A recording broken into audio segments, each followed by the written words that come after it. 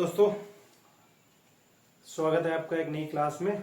आज हम लोग पढ़ेंगे 1935 के अधिनियम के बाद में जो घटनाएं घटी और किन परिस्थितियों में 1947 का भारत शासन अधिनियम या स्वतंत्रता अधिनियम जो आया, भारत स्वतंत्रता अधिनियम किन परिस्थितियों में आया, तो उसको हम आज पढ़ेंगे। 1935 तक के भारत शासन अधिनियम पे हम लोगों ने बात कर ली है, पढ़ लिया है। आपको स्वतंत्र करने के लिए जो अधिनियम आया,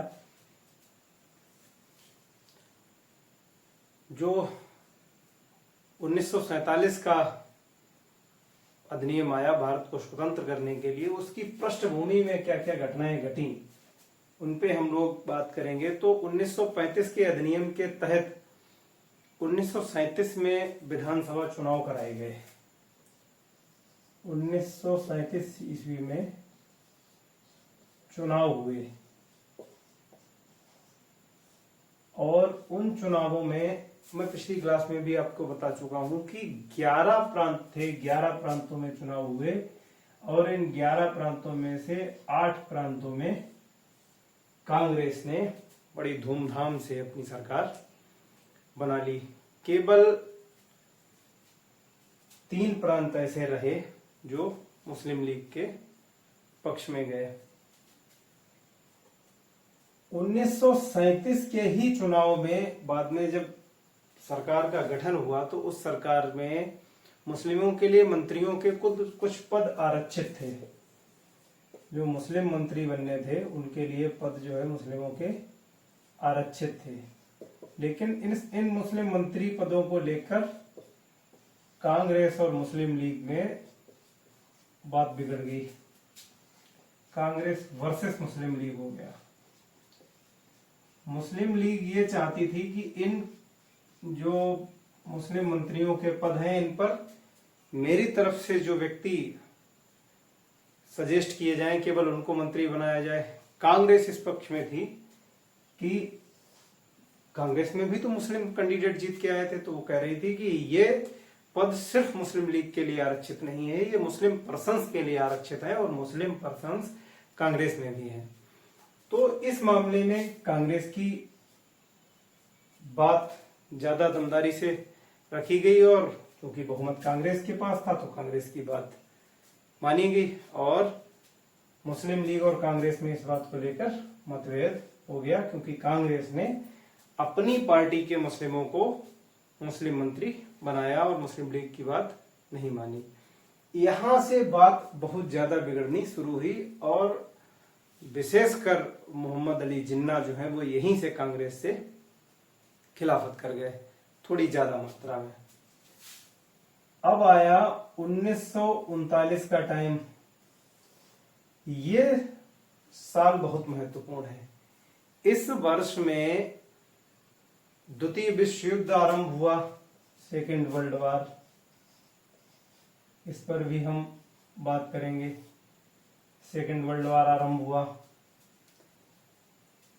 इसी वर्ष में सी राजगोपालाचारी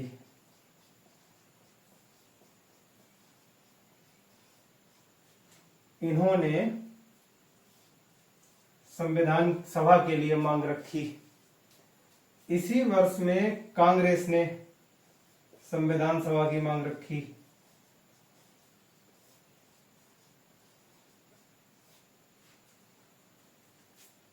हुआ यूं कि नवंबर 1939 में सी राजगोपालाचारी ने एक संविधान सभा बनाने के लिए अपनी मांग रखी, जिसका कि 23 नवंबर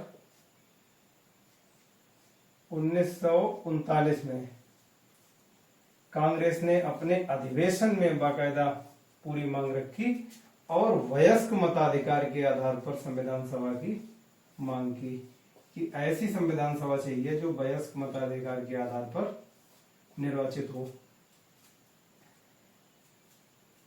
इसके जस्ट बाद में हुआ यूं कि मुस्लिम लीग तो यहीं से खिलाफ थी, तो उसने संविधान सभा की जब मांग की गई तो संविधान सभा की खिलाफत शुरू की और मोहम्मद अली जिन्ना ने एक अभिभाषण दिया जिसमें उन्होंने कहा कि मुस्लिम अल्पसंख्यक नहीं है, मुस्लिम अल्पसंख्यक नहीं है, क्योंकि मुस्लिमों को अल्पसंख्यक कह के संबोधित किया जाता है, तो मुस्लिम अल्पसंख्यक नहीं है, उनको अल्पसंख्यक ना कहा जाए। मुस्लिम अपने आप में एक राष्ट्र की हैसियत रखते हैं और हम किसी भी कीमत पर ऐसी संविधान सभा को स्वीकार नहीं करेंगे जिसमें हिंदू बहुमत हो। यानी अगर अभी संविधान सभा बनाई जाती है तो उसमें बहुमत किसका होगा? हिंदुओं का, और हम हिंदुओं की बहुमत वाली संविधान सभा को स्वीकार नहीं करेंगे। इस उद्देश्य से उन्होंने इस बात की मुखालफत करना शुरू कर दी और मुस्लिमों के लिए एक वाजिब मांग पर एक वाजिब दर्जा दिलाने के लिए अपनी मांग लेकर अड़ गए। इसी बीच हुआ ये कि सेकेंड वर्ल्ड वॉर प्रारंभ हो गया। अब सेकेंड वर्ल्ड वॉर प्रारंभ हो जाने से परिस्थितियां बदल गईं, और वो परिस्थितियां कैसे कैसे बदली आइए देखते हैं।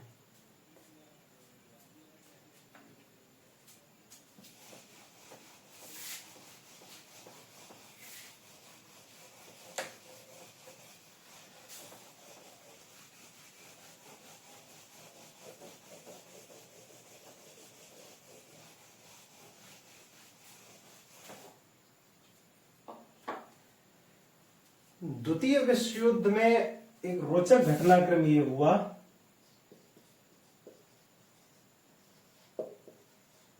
कि अभी तक जो जर्मनी और रूस लगभग एक ही पाले में थे, उनमें किसी प्रकार का ऐसी समस्या बनी कि दोनों एक दूसरे से विलग हो गए और जर्मनी ने रूस पर हमला कर दिया। जर्मनी ने अटैक किस पर कर दिया? रूस पर। और जब जर्मनी ने रूस पर अटैक कर दिया तो उसका परिणाम ये हुआ कि रूस जो है वो ब्रिटिश और अमेरिकन के पक्ष में आ गया। कितनी रोचक बात है कि आज रूस और अमेरिका बिल्कुल अपोजिट हैं, लेकिन सेकेंड वर्ल्ड वॉर में दोनों परिस्थितियों पर साथ साथ लड़े थे। ये त्रिकोणीय जो गठबंधन हुआ, इसने भी भारत की आजादी में बहुत बड़ी भूमिका निभाई। आगे चलकर हम इस विषय पर भी बात करेंगे। जर्मनी ने रूस पर हमला कर दिया, एक तो घटनाक्रम यह रोचक हुआ, और यहां से द्वितीय विश्व युद्ध पूरी तरीके से फैल गया। अब थोड़ा सा इस चीज को हम ऐतिहासिक न जाते हुए संविधान की तरफ मोड़ते हैं। ये वर्ल्ड वॉर चल ही रहा था और भारत किसी कीमत पर ब्रिटिशर्स का सहयोग करने के लिए तैयार नहीं था कि हम ब्रिटिशर्स का सहयोग नहीं करेंगे। गांधी जी किसी भी कीमत पर इस बात के लिए तैयार नहीं थे कि भारतीय जो हैं वो द्वितीय विश्व युद्ध में अपना योगदान दें। पूर्ण स्वतंत्रता की मांग की जा रही थी, अपने संविधान की मांग की जा रही थी। डोमिनियन स्टेटस तो कहीं दूर दूर तक नहीं था। इसी बीच 1942 में, इससे पहले घटनाक्रम और हुआ, गांधी जी ने व्यक्तिगत सत्याग्रह चलाया जिसमें विनोबा भावे, 1941 का घटनाक्रम है। 1941 में क्या हुआ कि व्यक्तिगत सत्याग्रह चलाया, व्यक्तिगत सत्याग्रह। इसमें विनोबा भावे जी,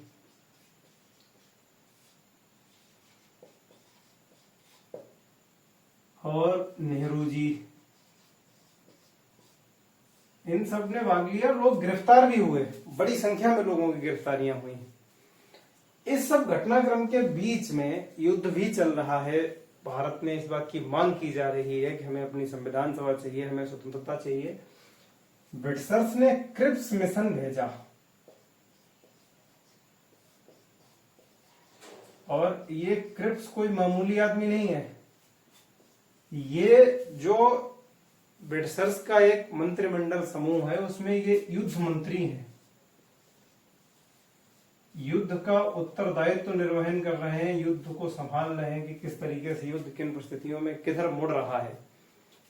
ये व्यक्ति आया भारत में इस बात की डिमांड लेके कि भारतीयों को समझाने कि हम तुम्हें संविधान सभा भी देंगे, स्वतंत्र भी करेंगे, बशर्ते जो वर्तमान परिस्थितियां हैं उनमें आप हमारी मदद करिए। तो क्रिप्स मिशन के तहत उन्होंने क्या क्या मांगे, भारतीयों ने मांगे अपनी रखी, उन्होंने क्या क्या ऑफर्स दिए, क्या क्या ऑफर दिए कि आपको हम ये दे देंगे, ये दे देंगे, उस पर बात करते हैं। पहला नंबर 1, हम आपकी संविधान सभा बनवा देंगे।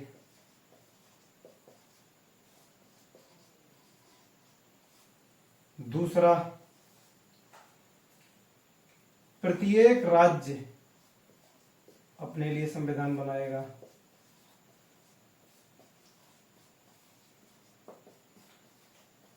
प्रत्येक राज्य का अपना संविधान होगा। नंबर 3, देशी रियासतों को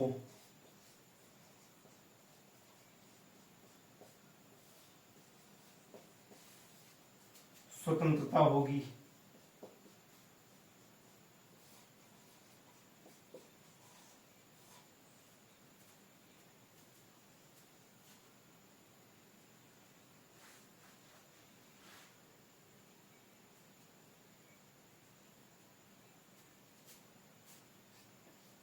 उपनिवेश का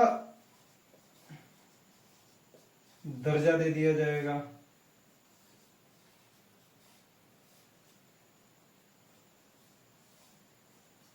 गवर्नर की कार्यकारी परिषद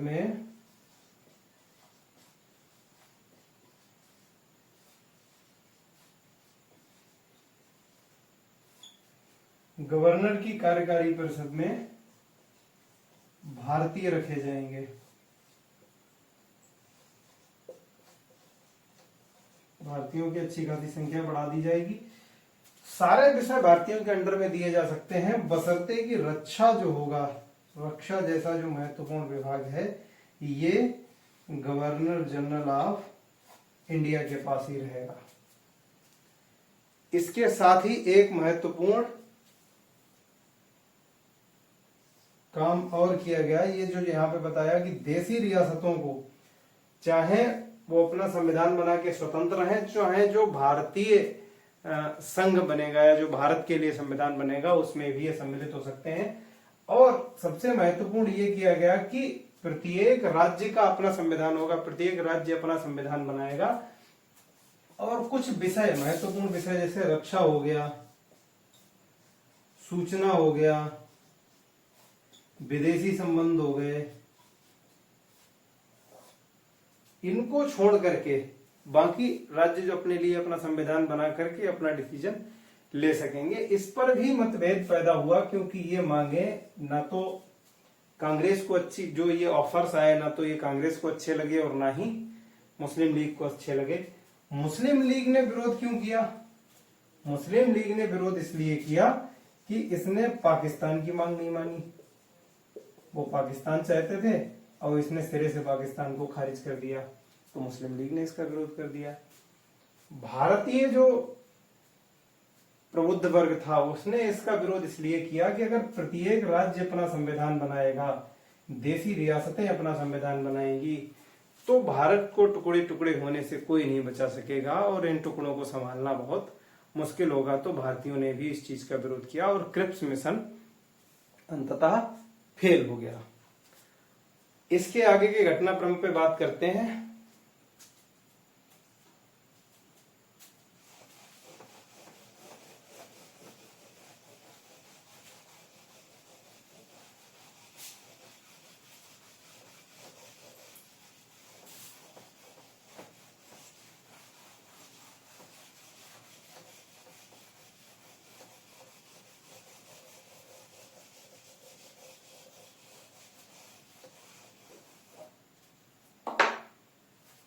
इसके बाद के घटनाक्रम पे एक महत्वपूर्ण जो काम युद्ध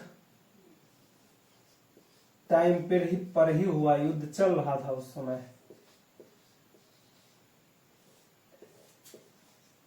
ये घोषणा की गई, हालांकि ये यूरोप में हुई, अटलांटिक चार्टर। इस घोषणा में कौन कौन शामिल था?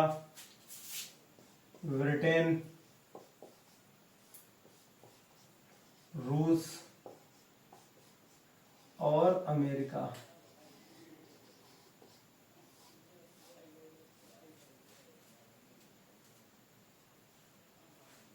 ब्रिटेन के राष्ट्रपति चर्चिल, रूस के राष्ट्रपति स्टालिन और अमेरिकी राष्ट्रपति रूजवेल्ट। रूजवेल्ट और स्टालिन ने पुरजोर वकालत इस बात की कि जिस समय जापानी सेनाएं बर्मा पास करके, म्यांमार पास करके भारत के पूर्वोत्तर क्षेत्र में दाखिल हो रही थी, उस समय इन दोनों लोगों ने पुरजोर वकालत की और ब्रिटिश पर इस बात की दबाव बनाया, ब्रिटेन पर, कि अब भारत को स्वतंत्र करने की घोषणा करिए, अन्यथा की स्थिति में हम युद्ध हार जाएंगे, भारत हार जाएंगे। नतीजा ये हुआ, इस अटलांटिक चार्टर में क्या था? इस अटलांटिक चार्टर में था कि सेकेंड वर्ल्ड वॉर के बाद जो भी उपनिवेश होंगे उनको फ्री कर दिया जाएगा। इस अटलांटिक चार्टर में यह घोषणा थी कि सेकेंड वर्ल्ड वॉर के बाद में, जैसे ही सेकेंड वर्ल्ड वॉर समाप्त होता है, सारे उपनिवेशों को फ्री कर दिया जाएगा। लेकिन जब ये बात भारत के संबंध में चर्चिल से कही गई तो चर्चिल ने साफ मना कर दिया कि अटलांटिक चार्टर जो है वो यूरोप पर लागू होता है, एशिया पर नहीं या भारत पर नहीं, और इसलिए हम भारत को स्वतंत्र नहीं करेंगे। उस स्थिति में इन दोनों लोगों ने बहुत ज्यादा दबाव बनाया चर्चिल पर और इस बात की घोषणा करवाई कि आप इस बात पर सहमति व्यक्त करिए कि आप भारत को आजाद करेंगे।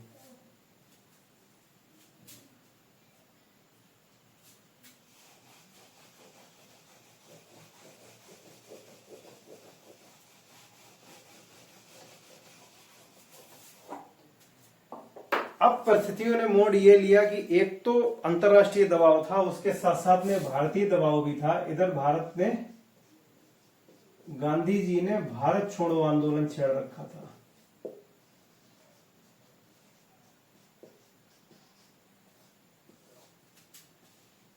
इसको प्रारंभ करने की डेट है 8 अगस्त 1942।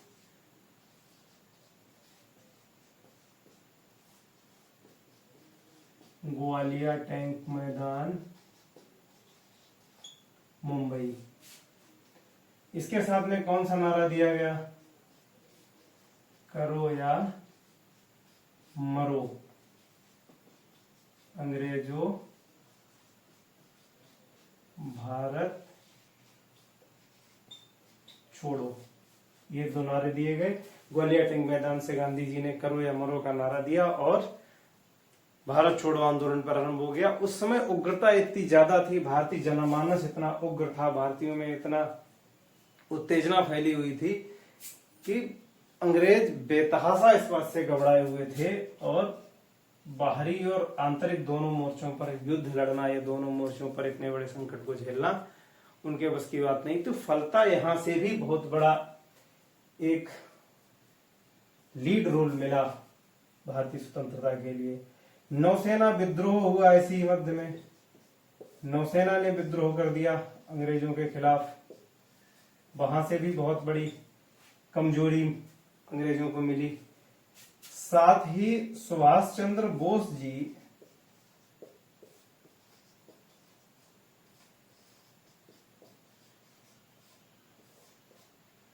जो अपनी सेना के साथ, अपनी बनाई हुई सेना के साथ अंग्रेजों की नाक में दम किए हुए थे और जापानियों के साथ मिलकर लड़ते आ रहे थे, इन्होंने भी बहुत बड़ा योगदान दिया और अंग्रेजों को इस मुद्दे पर आकर बहुत हद तक कमजोर किया कि आप भारतीयों की बात माने और भारत को स्वतंत्र करें।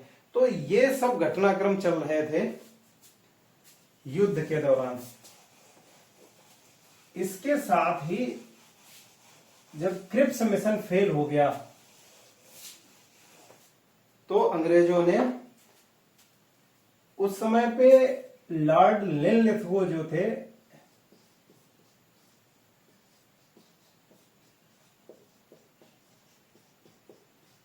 वो गवर्नर जनरल थे, और इनकी जगह पे अब गवर्नर आया बेवेल, लॉर्ड बेवेल। इस लॉर्ड बेवेल ने भी अपना एक प्लान भारतीयों को समझाया और भारतीयों से ये कहा कि हम आपको ये ऑफर्स देते हैं, आप तमाम बातें मान जाइए, हम आपका संविधान भी बनवाएंगे और आपको आजादी भी देंगे।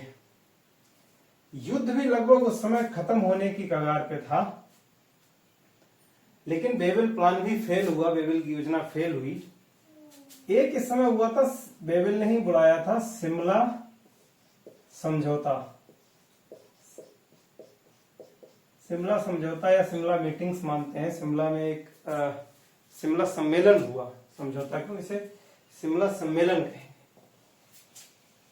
शिमला सम्मेलन।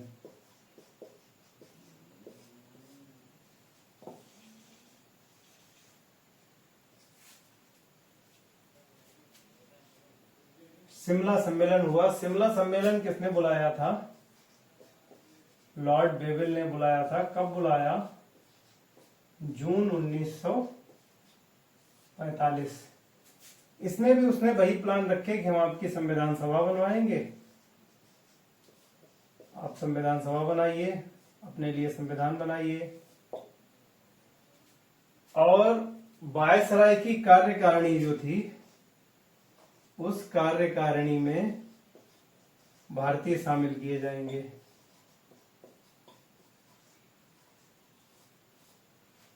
रक्षा छोड़ करके सारे विभाग भारतीयों को आवंटित किए जा सकते हैं, भारतीय कार्यकारिणी में काम कर सकते हैं। ये मामला भी हिंदू वर्सेज मुस्लिम पर अटक गया। हिंदू मुस्लिम जो विषय थे, जो क्षेत्र थे, वो हिंदू और मुस्लिमों में बांट दिए गए। अच्छा, उस समय बेबिल शिमला सम्मेलन में हिंदुओं में एससी वर्ग जो था वो शामिल नहीं किया गया था, इसे अलग से काउंट किया गया था। तो एससी छोड़ के जो हिंदू थे, वो हिंदू और मुस्लिमों के बीच विषयों का बंटवारा हुआ, क्षेत्रों का बंटवारा हुआ, और उस बंटवारे पर सहमति बनी नहीं। नतीजा क्या रहा कि शिमला सम्मेलन जो था वो फेल हो गया। जब शिमला सम्मेलन फेल हो गया तो इसके बाद में आया Mountbatten plan.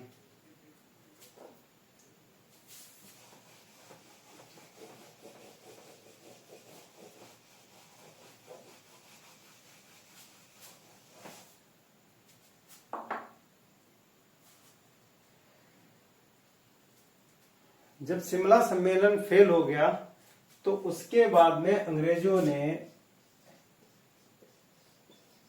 Cabinet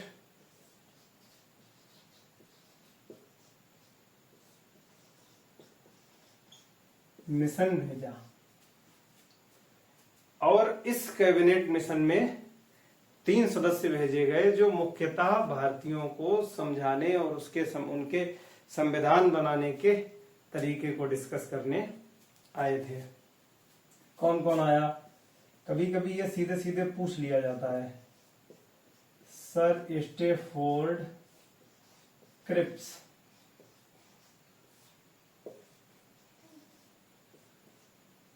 AB Alexander,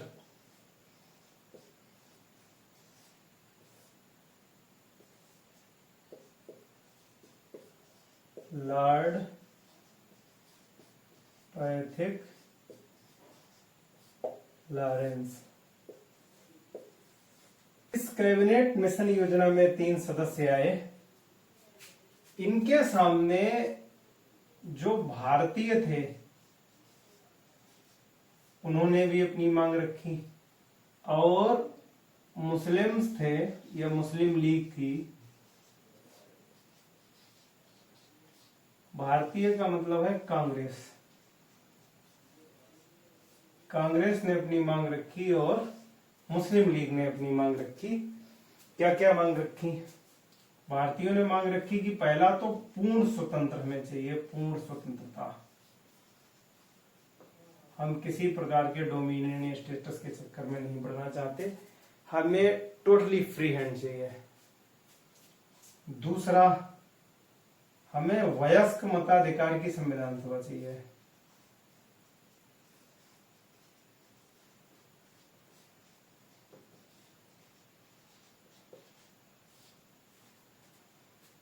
और तीसरा, हमें अंतरिम सरकार चाहिए।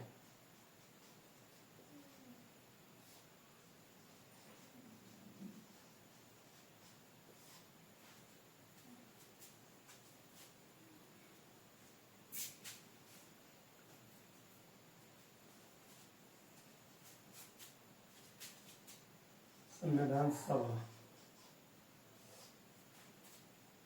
मुस्लिम लीग ने केवल एक मांग रखी और वह मांग रखी कि हमें पाकिस्तान चाहिए।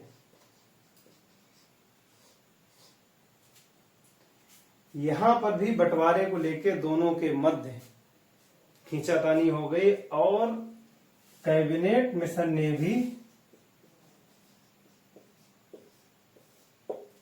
बंटवारे के लिए मना कर दिया।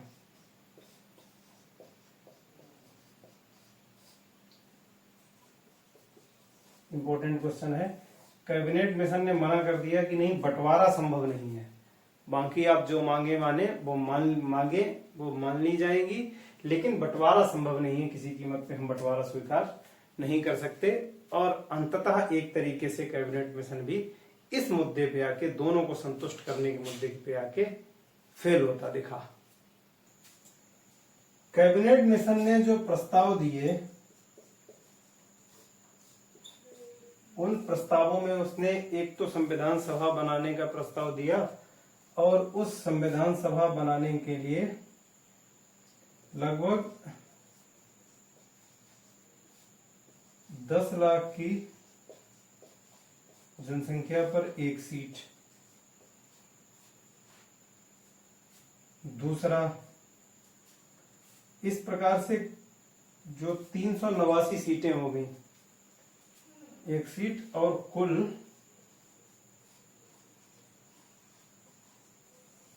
389 सीटें। दूसरा क्या कहा कि जो निर्वाचन क्षेत्र थे,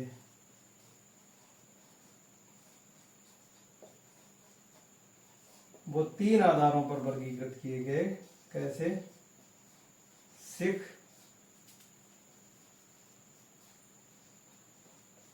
मुस्लिम और अन्य।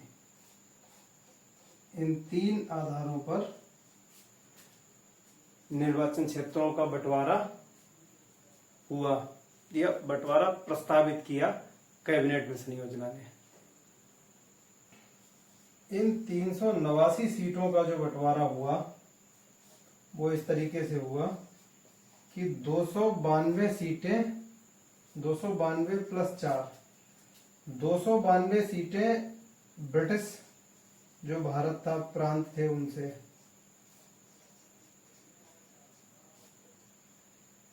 4 सीटें जो थीं ये चीफ कमिश्नर एरिया से,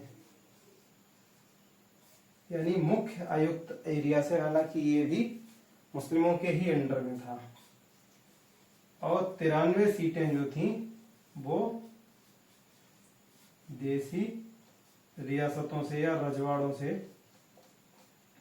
आना तय हुई। इन 292 सीटों और 4 सीटों का जो है वह प्रत्येक 10 लाख की जनसंख्या के हिसाब से निर्वाचन होना था, और 93 सीटें देसी जो राजे महाराजे थे उन्हें नॉमिनेट करके अपने मेंबर संविधान सभा में भेजने थे। इन 292 सीटों में भी मुस्लिम्स में, सिख में और अन्य लोगों में इनका बंटवारा निर्धारित था कि आप अपनी प्रत्येक 10 लाख की जनसंख्या पर एक कैंडिडेट निर्वाचित करेंगे और मुस्लिम कैंडिडेट को मुस्लिम्स चुनेंगे। मतलब जो जिस वर्ग का होगा उसे उसी वर्ग के कैंडिडेट द्वारा, उसी वर्ग के वोटर्स द्वारा चुना जाएगा, ताकि यह सुनिश्चित किया जा सके कि प्रत्येक वर्ग का संविधान सभा में प्रतिनिधित्व हो। इस बात को जब हम संविधान निर्माण के संबंध में पढ़ेंगे तो हम इस कैबिनेट मिशन और क्रिप्स मिशन को फिर से ठीक से थोड़ा विस्तार में पढ़ने का प्रयास करेंगे। अगर अभी हम इसको पूरा डिस्क्राइब करने लग जाएंगे तो ये क्लास बहुत लंबी हो जाएगी। अभी हमारा मुख्य उद्देश्य जो है वह ये है कि भारत शासन, ये भारत का स्वतंत्रता अधिनियम 1947 है, वहां तक आपकी बात पहुंचाई जा सके। इस कैबिनेट मिशन के बाद में सीधे आते हैं 3 जून 1947 की घोषणा। ये 3 जून 1947 की घोषणा मुख्य रूप से इसे माउंटबेटन प्लान भी कहते हैं। माउंटबेटन प्लान हुआ यूं कि भारत और पाकिस्तान के बंटवारे का मामला नहीं सुलझ पा रहा था और इस बंटवारे का मामला सुलझाने के लिए एक प्रस्ताव आया और वो प्रस्ताव जब ब्रिटिश संसद में पास हो गया तो इधर 3 जून 1947 को माउंटबेटन जो तत्कालीन गवर्नर जनरल थे उन्होंने एक घोषणा की और ये निर्धारित किया कि अब भारत का बंटवारा इस तरीके से होगा और बात खत्म की कि अब किसी भी प्रकार से जब सामंजस्य की स्थिति नहीं बन रही है, दोनों राष्ट्र एक नहीं रह पाएंगे, एक होकर रहना मुश्किल है, तो बंटवारा स्वीकार कर लिया गया। इस बंटवारे के लिए गांधी जी ने बड़ा विरोध किया, गांधी जी ने विशेष विरोध किया। गोविंद वल्लभ पंत जी ने बहुत विरोध किया।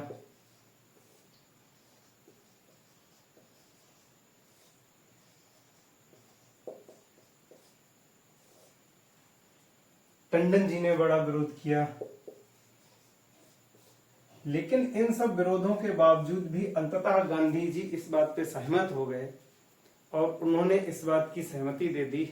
वर्धा अधिवेशन में संभवतः इस बात के लिए उन्होंने सभी को राजी किया कि हम लोगों को बंटवारा स्वीकार कर लेना चाहिए ताकि इस समस्या का पटाक्षेप हो और किसी भी प्रकार से अंततः सांप्रदायिकता का जो इतना विकराल रूप फैला हुआ है वो ठहर जाए।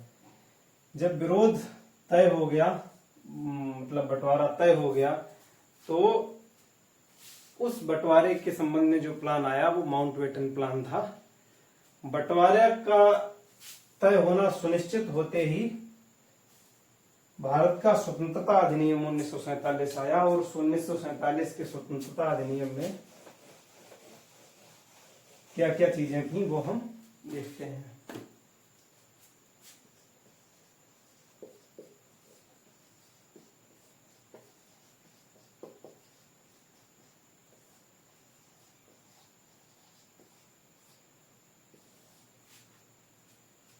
एक शख्स थे बीपी मेनन।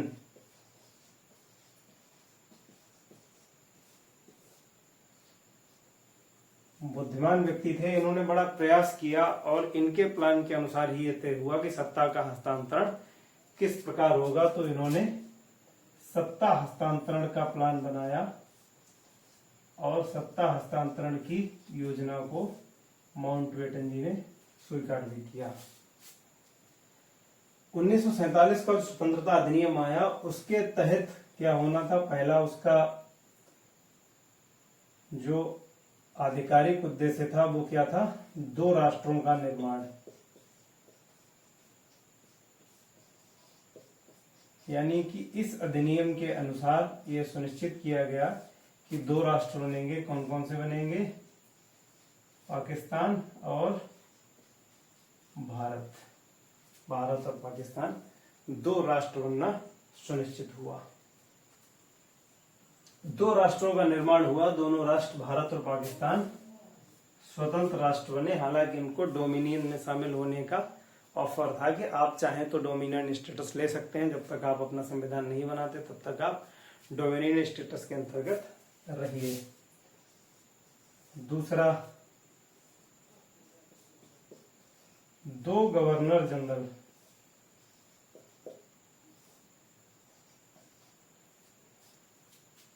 भारत में गवर्नर जनरल कौन बना,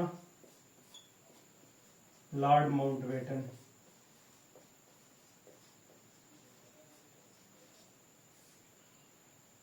और प्रधानमंत्री पंडित नेहरू। उसी प्रकार से पाकिस्तान में जो गवर्नर बने वो बने मोहम्मद अली जिन्ना और प्रधानमंत्री बने लियाकत अली।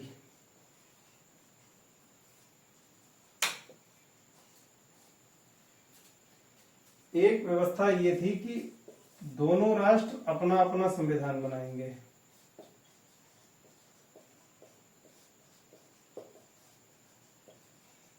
दोनों राष्ट्र अपना अपना संविधान बनाएंगे और इस मामले में वो किसी राष्ट्र का संविधान स्वीकार कर सकते हैं। किसी राष्ट्र का संविधान या कोई प्रावधान स्वीकार कर सकते हैं और जब तक नया संविधान उनका बनता नहीं तब तक वो 1935 ईस्वी के जो अधिनियम आया था उसके अनुसार शासन चलाएंगे।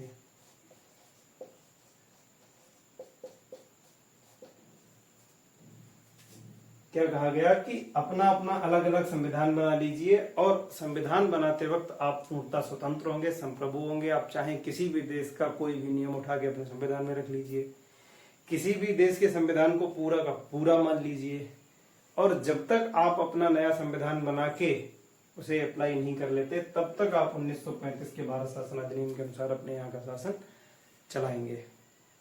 एक काम ये हुआ कि देशी रियासतों को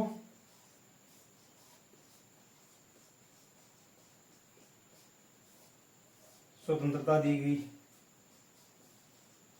कि आप सब पूरी तरीके से स्वतंत्र हैं। ये अंग्रेजों की चाल थी।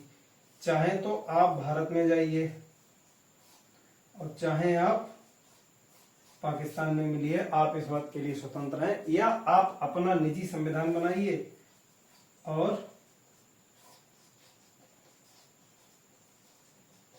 मुक्त रहिए, स्वतंत्र रहिए, हम आपको भी फ्री छोड़ते हैं। ये आपकी टोटल इच्छा पर निर्भर करता है कि आप भारत में जाते हैं, पाकिस्तान में जाते हैं या अपना संविधान बना के फ्री रहते हैं। इसके साथ ही एक काम ये हुआ, भारत मंत्री का पद समाप्त हो गया।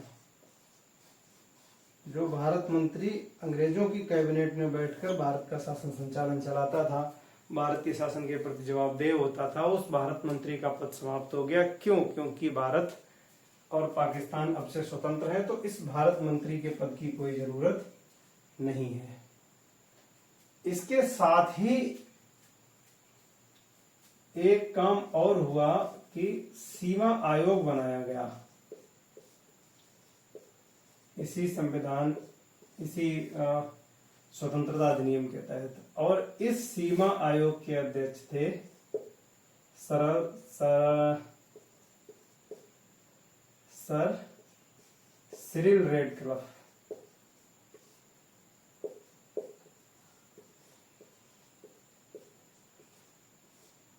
सर सिरिल रेडक्लिफ इसके अध्यक्ष बनाए गए और इन्हें भारत और पाकिस्तान दोनों के बीच में बंटवारा करना था। दोनों के बीच में एक लाइन खींचनी थी कि इतना एरिया पाकिस्तान का है और इतना एरिया भारत का है। तो सिंध, पंजाब और पश्चिमोत्तर, उत्तरी पश्चिमी जो राज्य थे, ये तीनों पाकिस्तान को दे दिए गए। पूर्वी बंगाल पाकिस्तान को मिल गया और असम का सिलहट जिला मिल गया।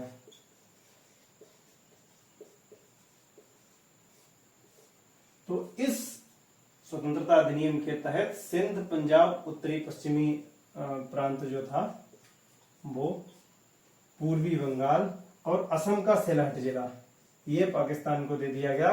शेष हिस्सा भारत के अंडर में आया जिसमें देसी रियासतें भी थीं और देसी रियासतों को ये स्वतंत्रता थी कि वो चाहते तो भारत में रहते, चाहते पाकिस्तान में रहते या अपना खुद का संविधान बनाकर पूर्णतः फ्री भी रह सकते थे।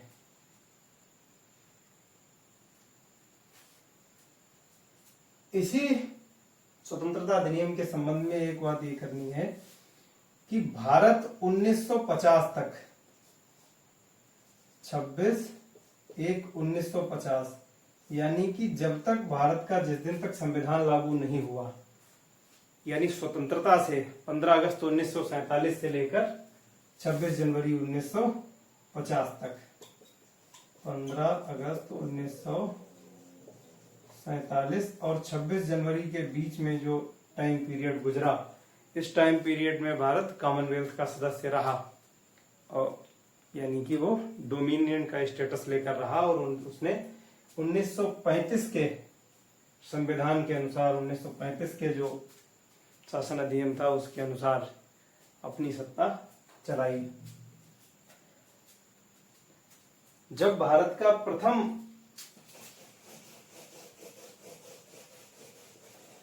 भारत स्वतंत्र हुआ तो भारत में उससे पहले संविधान सभा गठित की जा चुकी थी। संविधान सभा के लिए जो चुनाव हुए थे वो 1946 में हो चुके थे और 9 दिसंबर 1946 से संविधान सभा ने अपना काम करना शुरू कर दिया था। इस 9 दिसंबर 1946 को संविधान सभा ने अपनी पहली बैठक की थी और इसकी अध्यक्षता की थी सच्चिदानंद सिन्हा ने।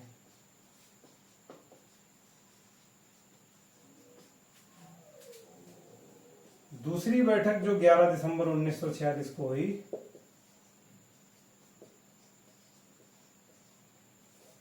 इसमें डॉक्टर राजेंद्र प्रसाद को स्थायी अध्यक्ष,